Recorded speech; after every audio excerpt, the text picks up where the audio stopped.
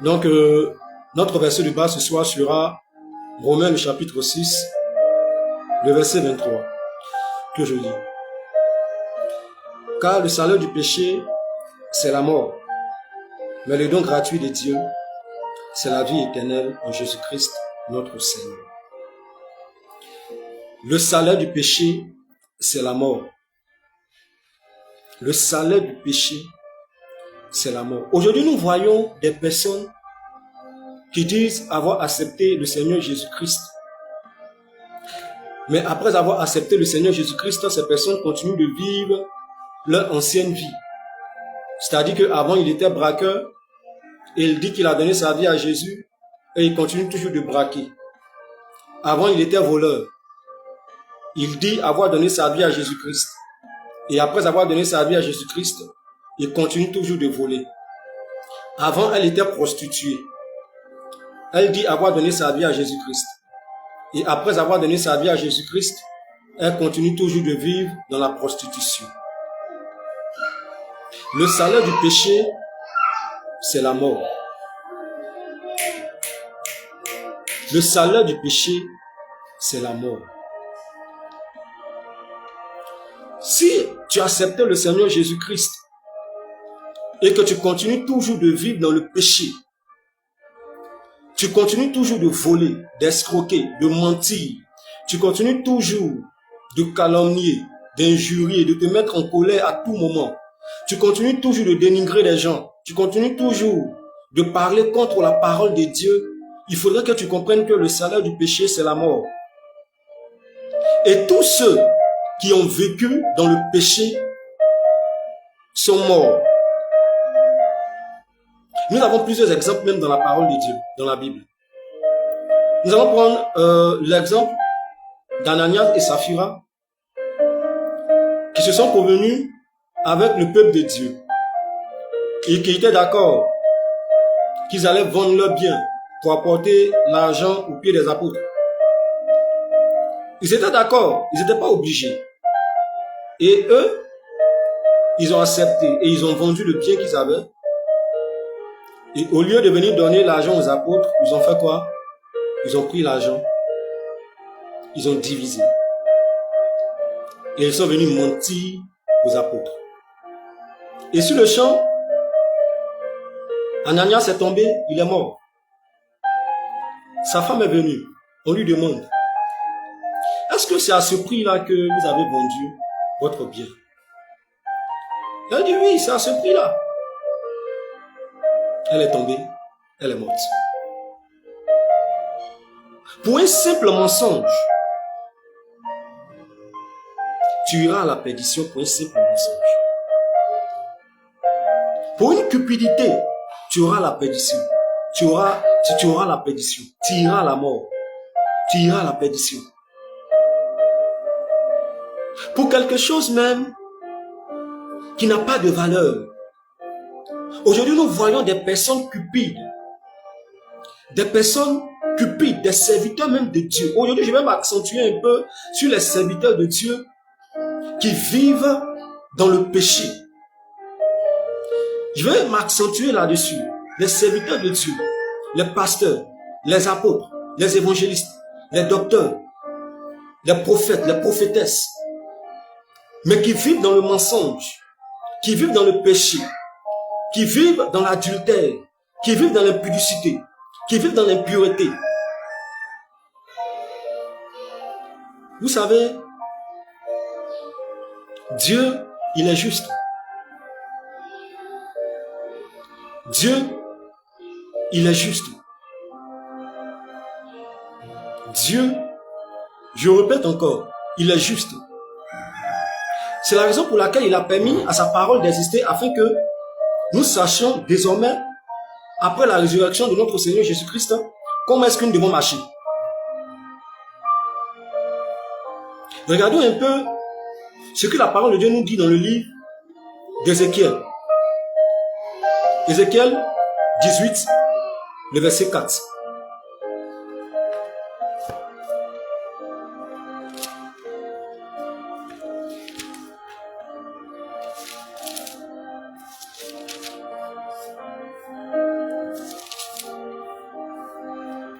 Ézéchiel 18, le verset 4.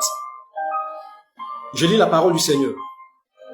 Voici, toutes les âmes sont à moi, l'âme du Fils comme l'âme du Père. L'une et l'autre sont à moi. L'âme qui pêche, c'est celle qui mourra. L'âme qui pêche, c'est celle qui mourra. Tu peux être pasteur, évangéliste, docteur. Tu peux même porter des gros boubous. Tu peux servir Dieu pendant 15 ans, 20 ans, 50 ans, 60 ans, 70 ans. Mais si tu vis dans le péché, c'est pas quelqu'un d'autre qui va venir mourir à ta place. Tu vis dans l'escroquerie, dans le mensonge, tu enseignes du n'importe quoi. C'est pas quelqu'un d'autre qui va venir mourir à ta place. C'est toi qui as commis l'acte là, c'est toi qui vas mourir. Toi qui enseignes du n'importe quoi, c'est toi qui vas mourir. Toi qui conduis le peuple de Dieu à la perdition, c'est toi qui vas mourir. L'âme qui pêche là, c'est elle qui mourra. C'est pas l'âme de quelqu'un d'autre qui va venir mourir à la place de l'âme qui est en train de pécher. Et je veux dire à quelqu'un que lorsqu'il s'agit de péché, il ne s'agit pas seulement d'impudicité. Non, non, non, non. Il y a des personnes qui ne vivent pas dans l'impudicité, mais qui vivent dans l'escroquerie, qui vivent dans le mensonge, qui vivent dans la calomnie, qui vivent dans l'hypocrisie, qui vivent dans la masturbation, dans l'homosexualité. Des personnes qui vivent dans la convoitise. Oui, toutes ces choses-là vont te conduire à la perdition. Aujourd'hui, quand tu demandes à quelqu'un, est-ce que tu as le salut? Il dit oui. Quel lui, il a le salut? Je ne parle pas du chrétien, mais je parle du croyant. Parce que le chrétien, il a l'assurance de son salut. Mais je parle du croyant. C'est-à-dire celui qui se fait passer pour chrétien, mais qui en réalité ne l'est pas. Voilà. Celui qui fait croire aux gens qu'il aime le Seigneur. Celui qui fait croire aux gens qu'il aime Dieu. Il aime la parole de Dieu, mais qui en réalité vit une double vie.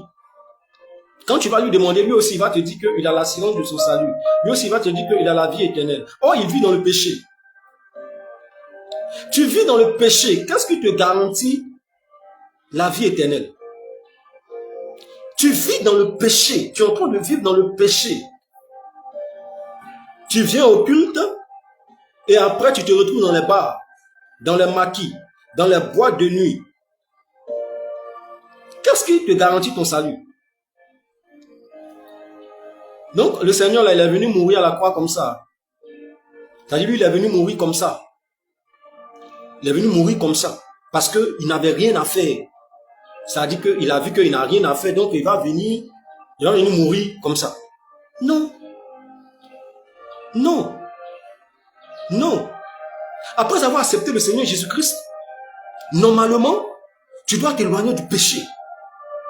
Normalement, tu dois arrêter d'enseigner du n'importe quoi. Normalement, tu dois arrêter de convoiter. Tu dois arrêter de te mettre en colère. Quelqu'un va me dire, mais comment on fait pour arrêter de se mettre en colère? Et si on m'énerve, pourquoi je n'ai pas à me mettre en colère? Non. La parole de Dieu déclare que si nous vivons, ce n'est plus nous qui vivons, mais c'est Jésus-Christ qui vit en nous. Ce qui veut dire que si nous devons marcher comme le Seigneur. Si nous devons parler comme le Seigneur. Si nous devons dire quelque chose ou faire quelque chose, nous devons le faire selon le Seigneur. Non. Tu ne peux pas te permettre d'insulter des gens. Tu ne peux pas te permettre de calomnier des gens. Tu ne peux pas te permettre de pratiquer la sorcellerie dans la maison de Dieu. Tu ne peux pas te permettre d'aller chez les féticheurs en cachette et dire que tu auras la vie éternelle. Non, c'est pas vrai. C'est pas vrai. C'est pourquoi je vais attirer l'attention de ceux-là même qui se confient aux hommes appelés hommes de Dieu. Et qui passent le temps à appeler les gens papa, papa, lui là c'est mon père spirituel, c'est ma fille spirituelle, c'est mon père spirituel, c'est ma fille spirituelle. Je veux dire à quelqu'un que le péché ne couvre pas cette histoire de père spirituel ou mère spirituelle. Ou fils spirituel, fils spirituel, non. Bon, c'est ton père spirituel, tu allais lui raconter ta vie, tu as fini de lui raconter ta vie. Est-ce que tu as abandonné cette vie que tu lui as racontée? Et puis je veux dire à quelqu'un que c'est le Seigneur Jésus-Christ qui est notre père spirituel. Il n'y a pas quelqu'un qui est père spirituel de quelqu'un. Il n'y a pas quelqu'un qui est mère spirituelle de quelqu'un. Parce que nul n'est mort à la croix pour quelqu'un. Voilà. Il n'y a pas quelqu'un qui est père spirituel de quelqu'un. Seulement, ce que nous devons comprendre, c'est que le Seigneur Jésus-Christ est notre Père. C'est pourquoi il a dit dans sa parole que nous ne devons pas nous habituer à appeler tout le monde Père, Père, Père. Je veux que vous compreniez quelque chose ce soir. L'âme qui pêche, c'est celle-là qui mourra. Si tu vis dans le péché, dans la masturbation, tu es un serviteur de Dieu, tu es une servante de Dieu, et c'est toi qui vis dans la masturbation. C'est toi qui vis dans l'impudicité, dans l'impureté. Tu fais les appels vidéo en cachette avec des femmes, avec des hommes. Tu pratiques le lesbianisme, tu pratiques l'homosexualité. Oh, tu es dans la présence de Dieu, tu es dans la maison de Dieu. Tu vis dans la masturbation pendant que tu es dans la maison de Dieu. Tu meurs dans ça, c'est la perdition directe. Je veux t'encourager à sortir de cette mauvaise vie. Je veux t'encourager à abandonner cette mauvaise vie. Je veux t'encourager à quitter dans cette mauvaise vie. Parce que cette vie-là ne peut rien t'apporter.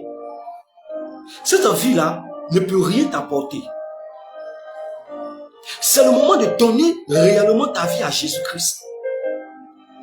Et d'abandonner cette vie que tu vis en cachette.